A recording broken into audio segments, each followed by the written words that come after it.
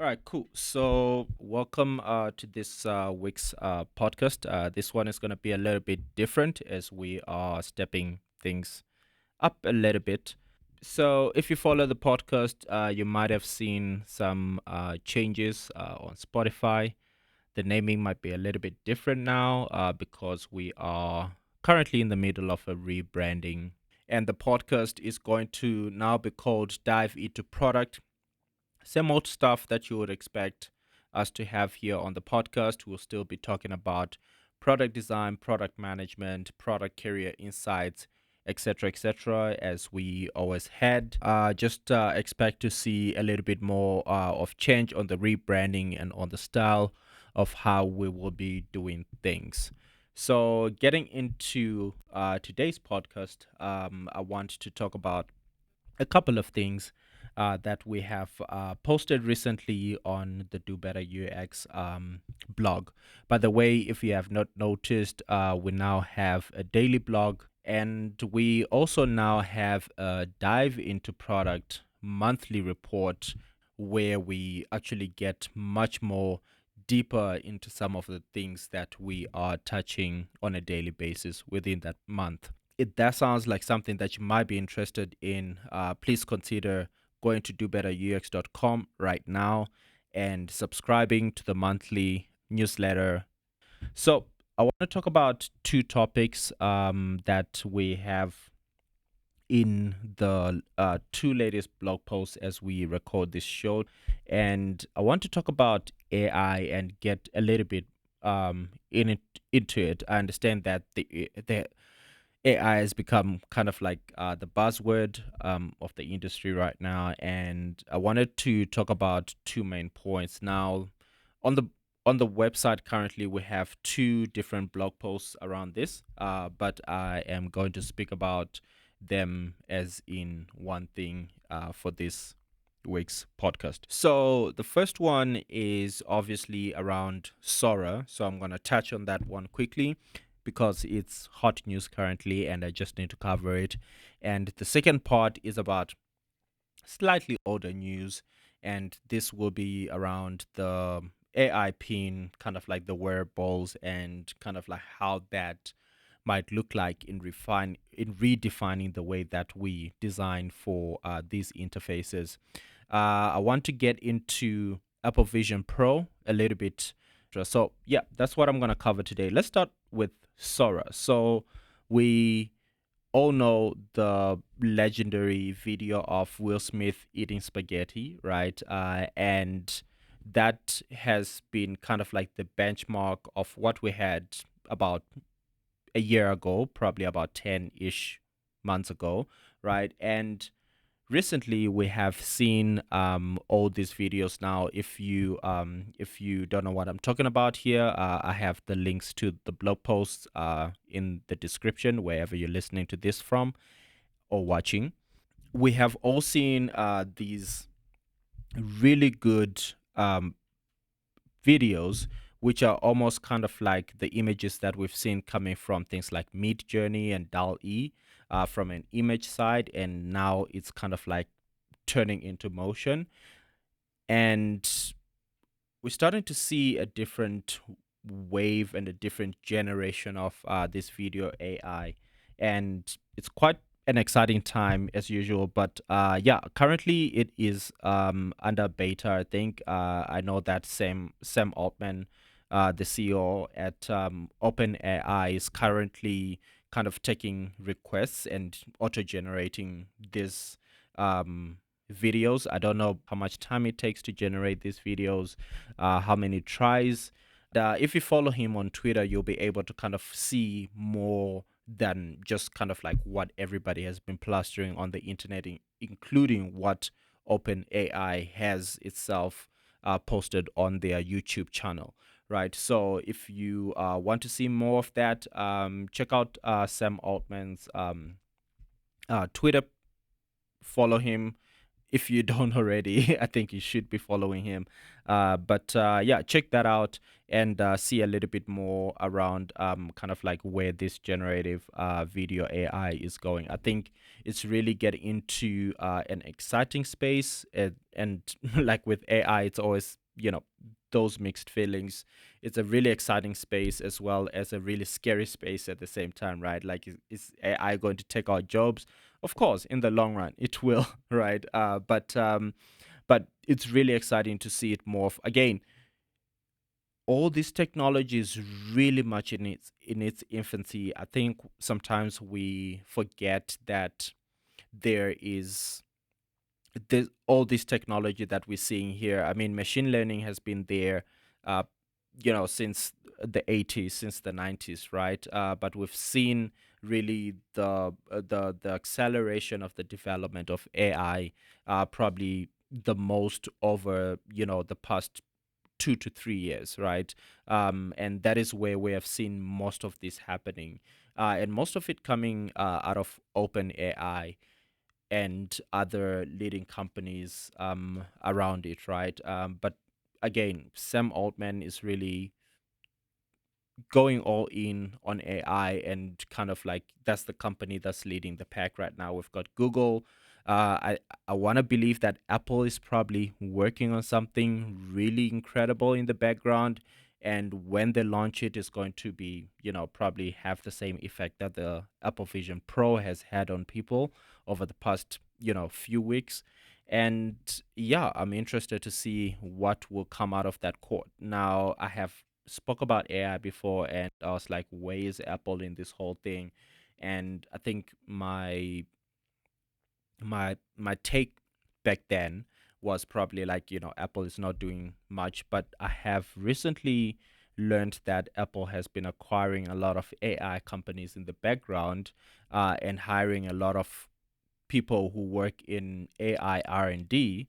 And yeah, there's probably a lot that has been cooking there. Like, we have seen the same thing happening in the VR space. Apple has been working with AR and VR, kind of like adding little bits into their ecosystem on their iPhones, adding the LiDAR sensor, etc., things that will potentially facilitate the use of the VR headsets that they have coming up in the future, right? So I think all of this is kind of, strategically placed and thought out quite well from an Apple side, right? So getting back to Sora, I think there are a couple of things that we always need to think about when this type of technologies actually get developed up to this level of refinement, right? Like, whose style of artwork is it referencing in the background to generate this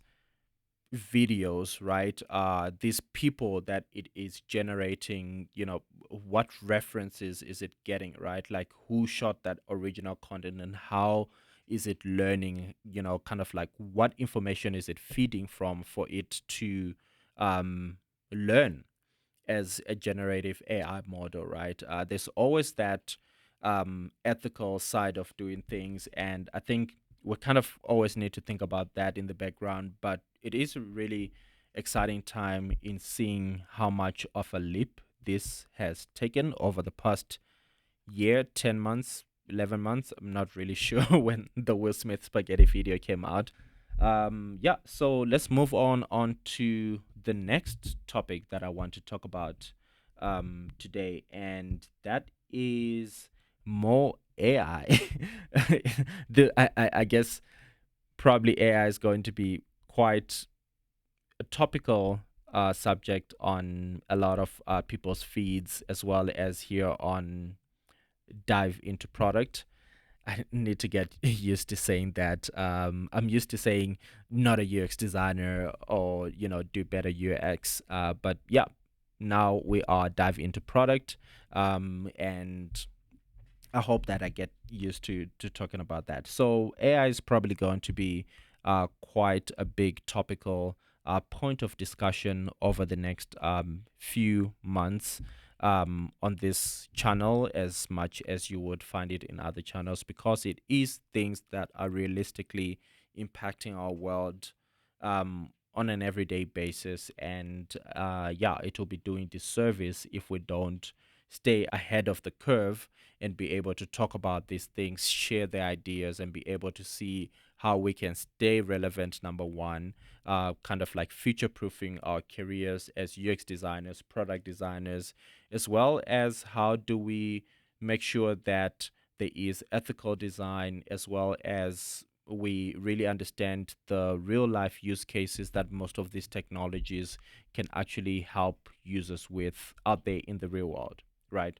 So let's talk about the next batch of AI things that I want to talk about. And these are products that were launched a few months far apart, and this is the Rabbit R1. Now, if you haven't heard of the Rabbit R1, is a handheld device that is designed for AI from the ground up.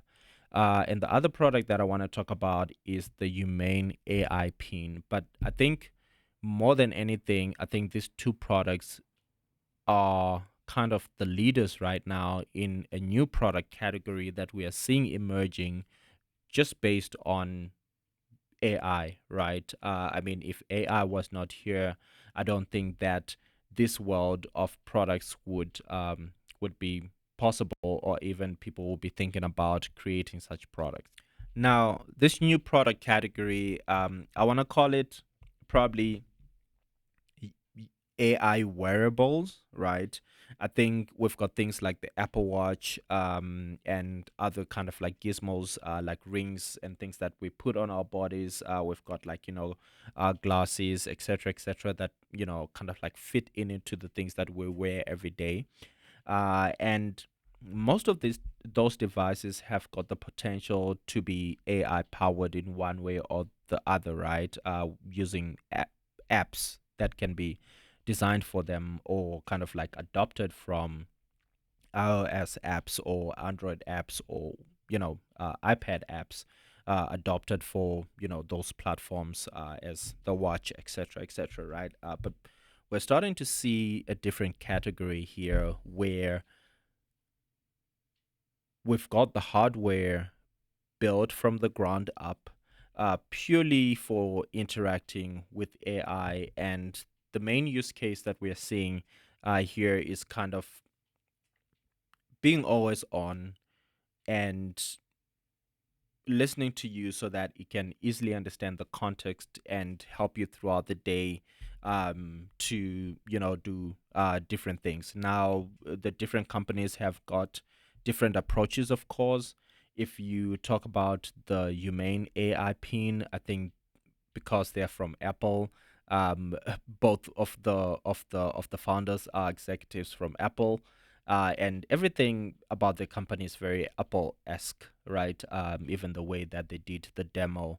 Um, I'm sure you have seen it on the internet somewhere, right? So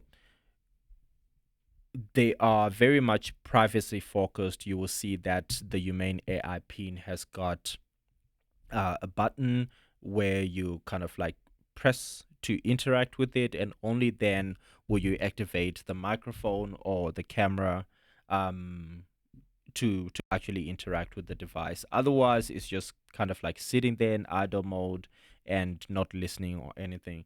Whereas if you take a look at the approach that some of the other companies in this kind of like category are looking at, there is a company called Tab, I think, and a company called Rewind, I think. Again, the details are in the blog post, if you want to read that, if you're a reader.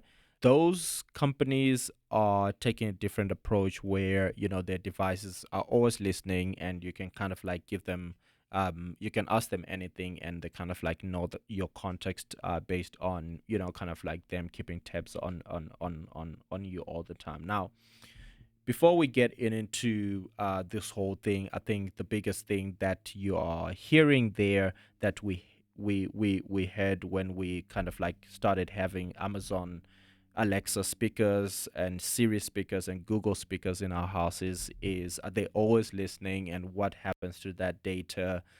Is it easy, for people to kind of like hack it and access this data, and kind of like all those things, right? Above everything. So privacy is always a really big thing and a really big touchy subject around this. So that is always something that we'll be worried about. That's why I started talking about how the different approaches of the different companies out there are having always on versus kind of like triggered and ready to go. So if you look at the Rabbit R1, it's not an always on listening device. You kind of need to press a button to push to interact with it. But I think what makes the Rabbit R1 a much more superior product is that it's more than just, a button, and it uses familiar interface that human beings have been using for probably, a lot of decades now, which is, having a screen. So it's got a screen, it's got a camera, it's got a push button where you can push the button and interact with it. You can prompt it to use the camera to look in the environment, to ask it what's in the fridge and what can you cook with what's currently in the fridge, or you can give it um, a prompt to give you maybe translate a sign or things like that, right? So I think there's a little bit more use cases with the Rabbit R1, and it's really a well thought out product. um, Not meant to be a wearable, but probably something that you'll carry. I don't know if it's designed to replace your phone, or is it just something that is designed to complement your phone when you carry it around, right? Versus the Humane AI pin is something that you kind of like have on your piece of clothing.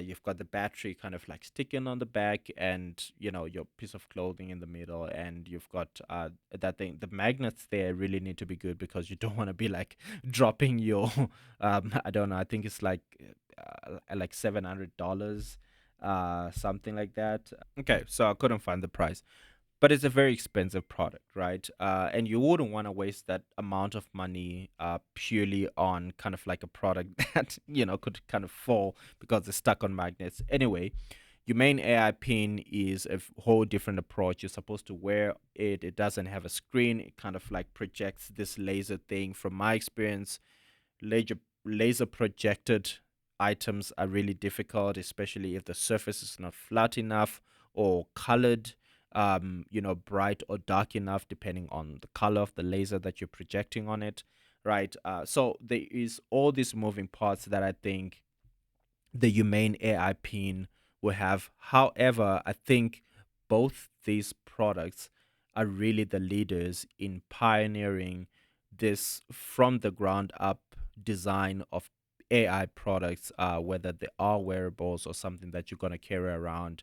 They've got different use cases. If you look at the Rabbit R1, its main use case is that you kind of like logging into all of your different apps, and you can instruct it to do different things for you, to actually action items for you, which is something that we have seen a lot of AI not being able to do. So most of it has been generative and actually not kind of like actioning items. So with Rabbit R1, we're seeing a different type of AI that they're calling the large action model, LAM. And large action model is different from kind of like the large language model type of AIs that we have been seeing around. And yeah, it's interesting to see LAM and possibly how that could be used with companies like Apple as well as Google in kind of like their smart speakers and things like that, and how designers can design around that, right? So now, with this whole wave of AI and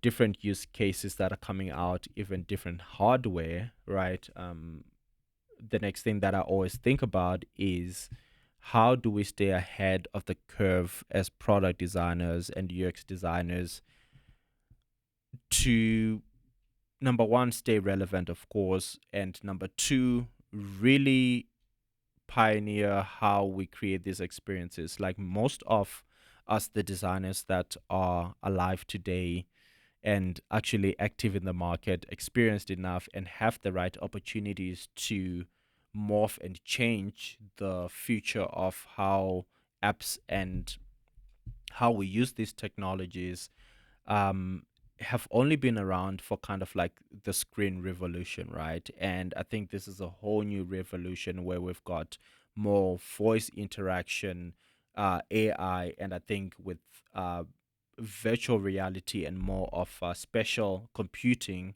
becoming more of a mainstream thing with the Apple Vision Pro. I think it really helps for a lot of us starting to consider how do we start shaping the future of how this technology will be used, in the years to come, in the next decades, etc., right?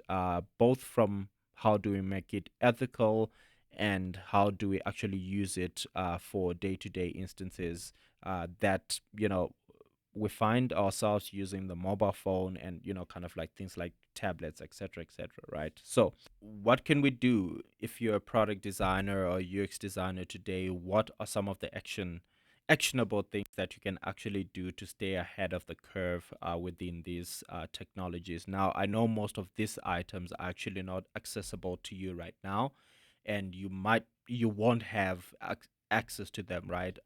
But what I would really do if I were you, what I am doing currently, right, is getting into really understanding how this technology works from the ground up so that we understand it as how we'll kind of like understand HTML and CSS these days as, kind of like general UX design knowledge, right?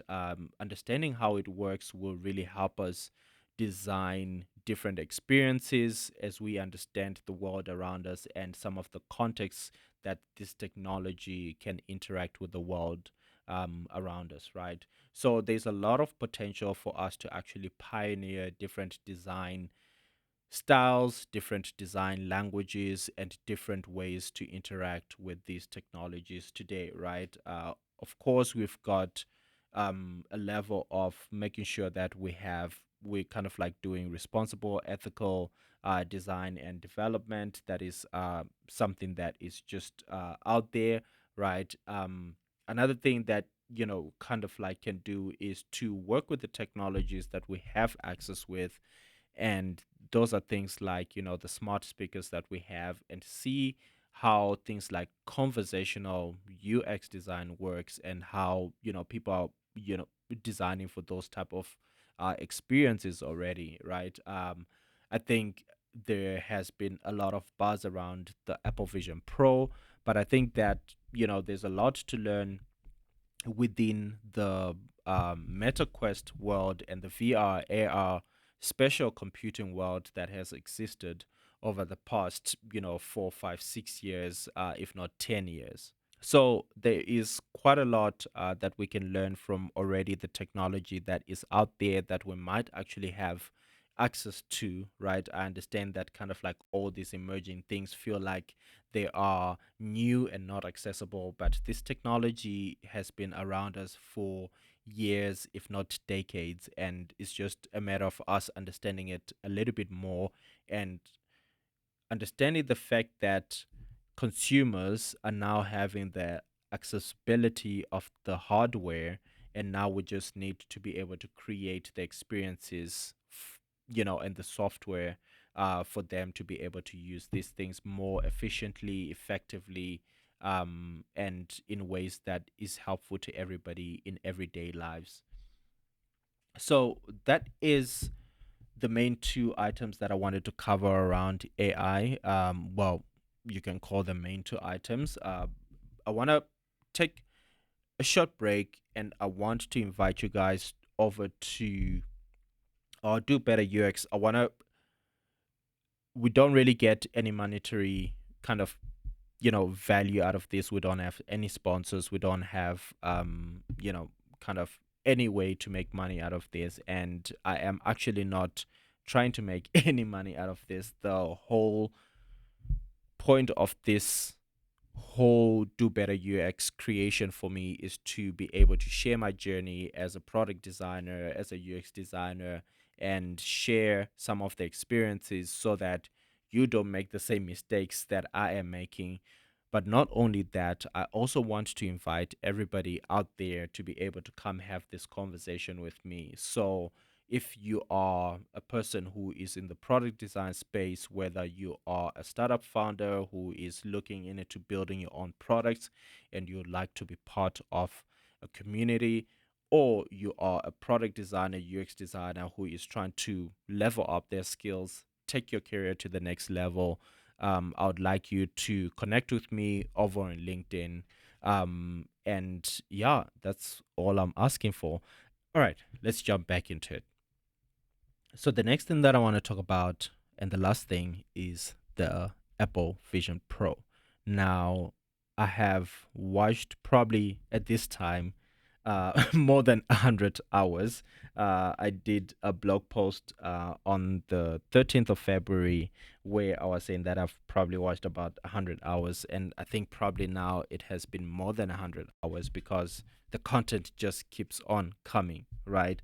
I'm also sure that feeds, your social media feeds have been bombarded by this thing. I think now it is coming down a little bit, but I mean, all the influencers were trying to make sure that they get them $3,500 worth, $4,000 worth of money back around this, right? We have seen it everywhere. We've spent a lot of time. So I'm not really going to talk about it that much as, getting into review. I'm sure you have seen all the people wearing it for 24 hours in it, walking around the city, skating. Funny thing is that a lot of the people who were walking around and doing stuff, they say that it does say that you should not be doing that because it might cause injury. You might bump into stuff or fall because there is a gap in between your eyes and the lenses, and that kind of like has a blind area between your field of view, right? So they kind of like caution you and warn you. But we've seen people kind of living throughout their days, 24 hours a day, in the headsets, no problem, not falling or bumping into anything, which I found quite amusing, considering the you know people complaining about the weight and things like that. So I just wanted to cover on this podcast, obviously not a review of the Apple Vision Pro, but I wanted to talk about what I think will make this concept work. And Apple has always been a pioneer and a leader in not making new technologies, but making technologies that have already been there trend and popularize them and make them more accessible to people. So if you think about the personal computer, Microsoft was making the personal computer for quite some time, and Apple came in and made it much more popular, much more cooler to have, and much more accessible to have, right? Despite their pricey premium structure of doing business, I think that they have the ability to make a lot of things trendy and actually make them accessible and make sure that there is, that product in people's hands, right? So if you look at the Apple computer, if you look at the iPhone, and now with the Apple Vision Pro, um, all these technologies have been there before, and Apple has just come in, really done their homework and research, and created enough trend and hype around the product to be able to actually make it popular enough and make it something that we use in our everyday lives. So I think that is one aspect of what is going to make this work. Now, we have seen the Facebook Meta Quest device been on the market the longest. I think it is currently a much more superior product than the Apple Vision Pro in purely its functionality, what you can do with it. I think you can do quite more on the Quest currently than you can do on the Apple Vision Pro. I think they take the VR spatial computing space um, with two very different philosophies. Obviously, Apple in its own unique, slick way, and with Facebook, I think as a company that has kind of not ran you know computer operating systems, they slightly have they have a slightly different take on how they have taken the approach of the interface, which I feel that it's a little bit more gamified and towards kind of like the gaming world versus Apple, which is kind of like targeting the more day-to-day use productivity way of doing things. And I think as we are going to start seeing more and more software being developed for the different platforms, the more and more use cases that people will be using, probably the Apple Vision Pro will be kind of like mimicked in the Meta Quest and vice versa, right? We always, want to see a little bit more gaming on the Apple side than, we usually actually see, right? So would like to see a little bit more of that, et cetera, et cetera. So there will be cross pollination between the two platforms. But I think with the Apple Vision Pro coming into the market, um, it will actually, have the trend factor, right? But the trend factor is not going to be enough, right? Again, I don't think that many designers and developers are currently focusing on these platforms because of the numbers that are there. I think for the Quest now, the numbers have kind of like went up. And I think for the Apple Vision Pro, those numbers are actually going to kind of like spike up. But to be honest, designers and developers are kind of like paid by somebody else who is a startup company, a company behind a concept or something that they want to sell and monetize out there.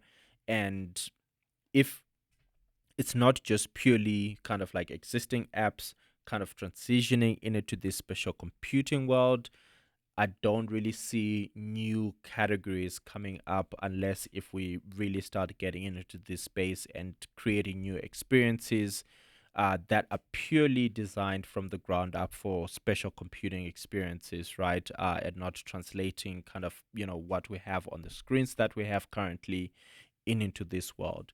So again, I'm gonna go back into what can we do as designers and trend makers within this world, within product design and helping the world adopt this, right? I think there's a lot of work around matching what the technology does and what the real world does. I think we're kind of in a with every new technology you are in a space where you have a solution looking for a problem, right?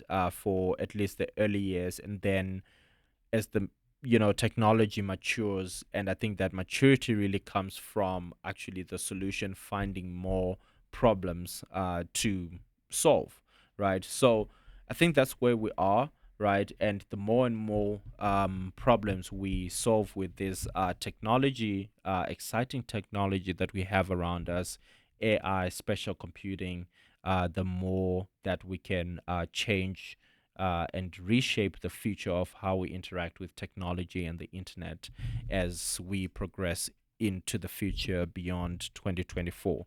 So, those are the topics that I wanted to cover today, a little bit heavy on the AI side. And yeah, to close off, I just want to invite you again to sign up to Dive into Product, which is our monthly newsletter slash report, where we'll be diving in a little bit more into some of the topics that we'll be posting about on a day-to-day basis on dobetterux.com. Make sure to bookmark dobetterux.com so that you can come back to it on a daily basis and see what is there. Follow myself, Varima Henry, on LinkedIn if you want to, kind of get this feed and see what I am posting on a day-to-day basis. So yeah, all the links are in the description wherever you're listening to this on or watching this. Peace.